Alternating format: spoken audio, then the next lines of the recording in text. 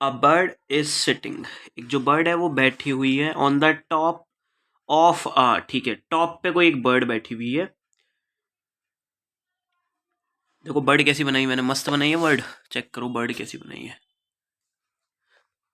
This is my bird. अच्छा, a bird is sitting on the top of a 80 metre, यानी कि top देखो यार,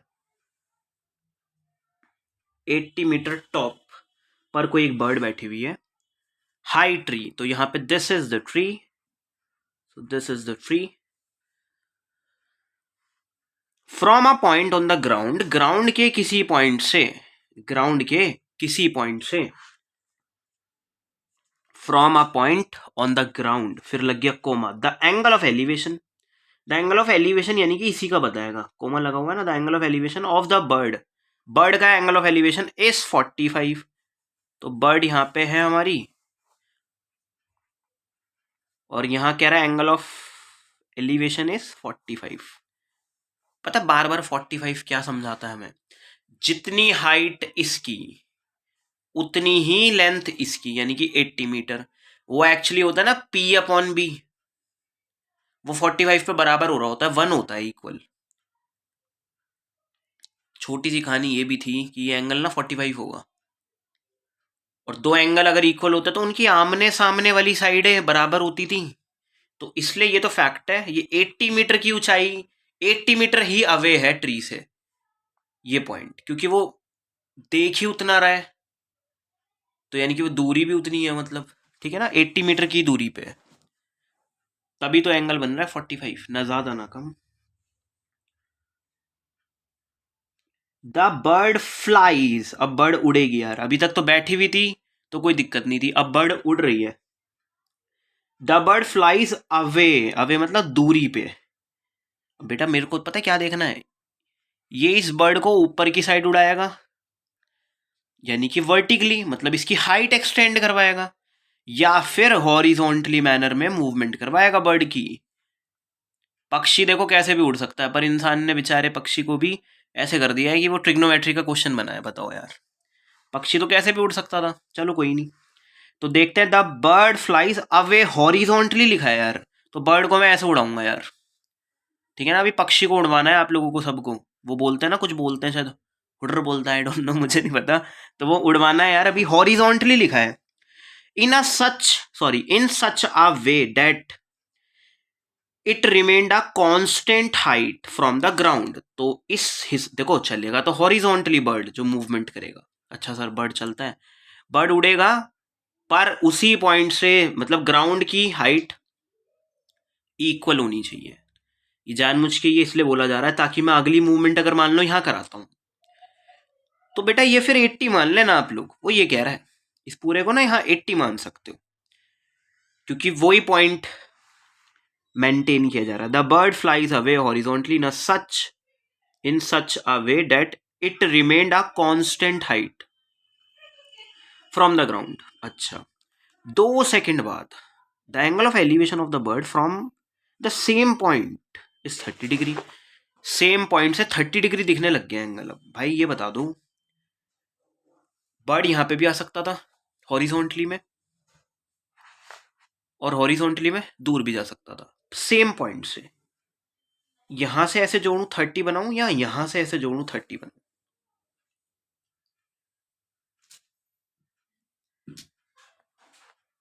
इसको यहां से ऐसे कनेक्ट करूं, क्योंकि वो तो कह रहा है सेम पॉइंट, तो 30 डिग्री बनेगा, या भाई वो इस साइड मूवमेंट कराई होगी उसने, तो 30 डिग्री बना है। आई थिंक ना वो दूर गया होगा ट्री से, राइट वर्ड शिफ्ट हुआ है, तभी तो 30 डिग्री का एंगल बनेगा।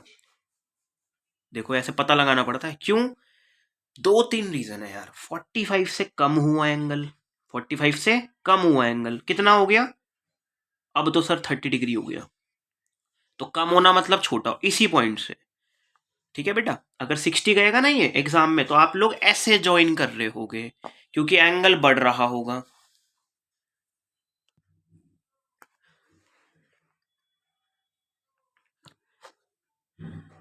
सो 45 डिग्री कहीं यहाँ अचीव होता है, कोई एक रेंज लेनी होती है, 30 कम बनेगा एंगल, कम छोटा करवाना है एंगल, स्ट्रेट लाइन के साथ तो वो पक्षी दूर भागा है, वो हमसे दूर ही भागेगा, ठीक है, क्योंकि हम ट्रिग्नोमेट्री लगा रहे हैं ना उसके ऊपर, इस वजह से।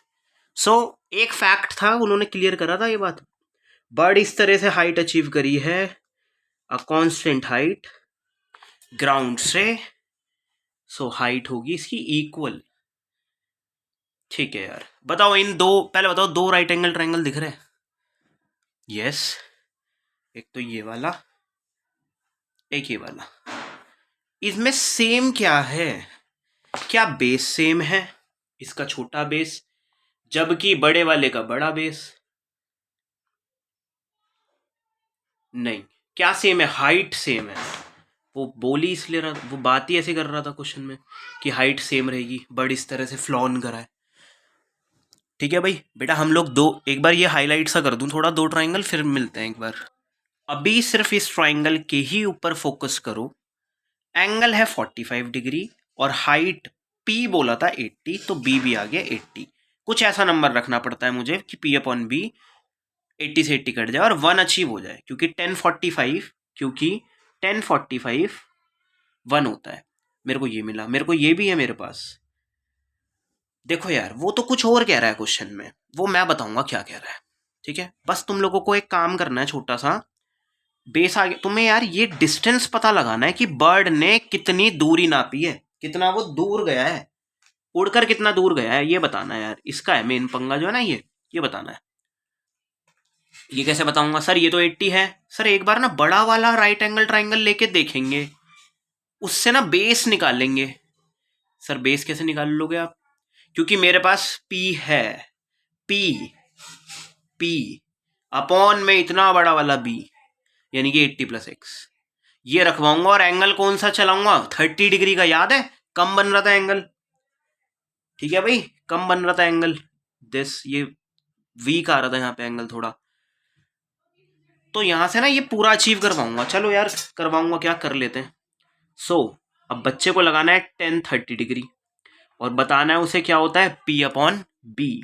P तो 80 है, एक चीज तो सेम रखवाएगा ना, ताकि बच्चा कर पाए क्वेश्चन को। कुछ कॉमन निकालना पड़ता है, इट में भी बेस, इट में भी P। 80 बेटा बेस ना यार, प्लीज 80 प्लस x लेना, छोटा नहीं है ये बड़ा ट्राइंगल है ये। 1030 इज इक्वल टू 1 अपॉन √3। चलो भाई आगे करते हैं। This is 80 plus x cross करने से, और ये हो गया 80 √3। कैलकुलेशन करते टाइम आप लोग ना ये मीटर वगैरह नहीं लगाओगे, है ना, कंफ्यूजन नहीं चाहिए हमें। एक्स को तो यहीं साइलेंट कर दो, पॉज कर दो यहीं, बाकी सारा डाटा वहां भेजो, क्योंकि मुझे तो वैल्यू एक्स की चाहिए ना, बाकी सब वहां भेजो। सर ये आ रहा है, ये माइनस कर दूं? कर दो सर, अगर हो सके तो। होएगा नहीं यार, कर नहीं पाएंगे, क्योंकि ये रूट वाला है और ये बिना रूट का है, तो मैथ्स मांगता है आंसर थोड़ा सिंपल करके। So you can take common, तो कॉमन ले लेंगे हम लोग। तो x आ रहा है ये, ठीक है भाई, x आ रहा है। तो x का मीनिंग यार ये कितना है? ये 80 √3 माइनस 1 है वैल्यू, ठीक है। तो मेरे को ये देखो, ये पता करने का मतलब है डिस्टेंस आ गया मेरे पास x।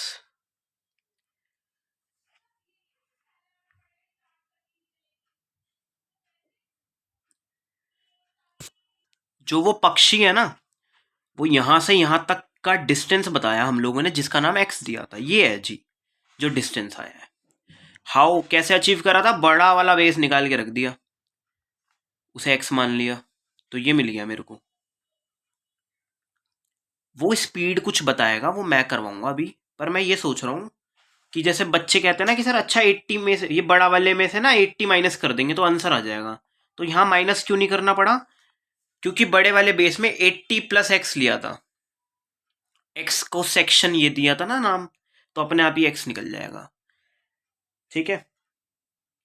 आप लोगों ने एक फॉर्मूला सीखा होगा शायद, कि स्पीड इज इक्वल टू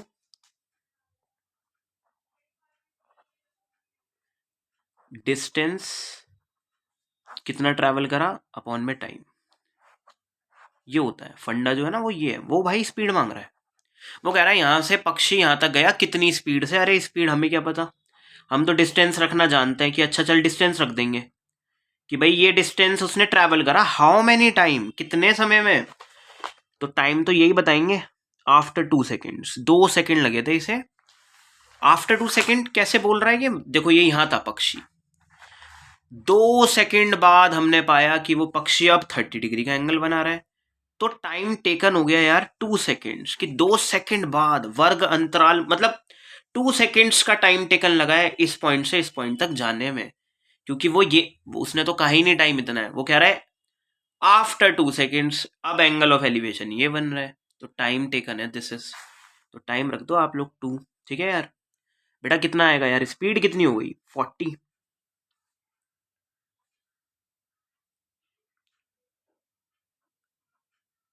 ये आ रहा है हमारा आंसर, ठीक है यार।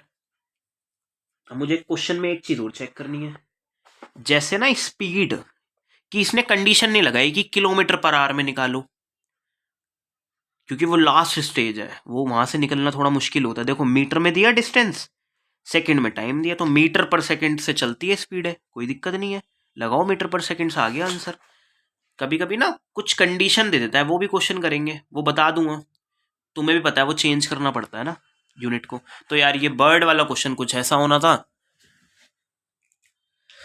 प्लीज आप लोग ट्राई करके देखना एक बार।